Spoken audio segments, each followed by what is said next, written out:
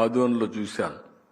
ఇప్పుడే 100 కోట్ల రూపాయల పెట్టుబడితో 5 star hotel Vimala regency NRI వాళ్ళు ఊరు డెవలప్మెంట్ చేయడం కోసం 3.8 ఎకరాలు నిర్మించిన 5 స్టార్ హోటల్ 250 మందికి ఉద్యోగాలు కల్పించే పరిస్థితి వస్తుంది. కనీసం ఆదోనికి పోతే ఒకప్పుడు ఎప్పుడెప్పుడు అక్కడి నుంచి వచ్చేయాలని ఉండేది.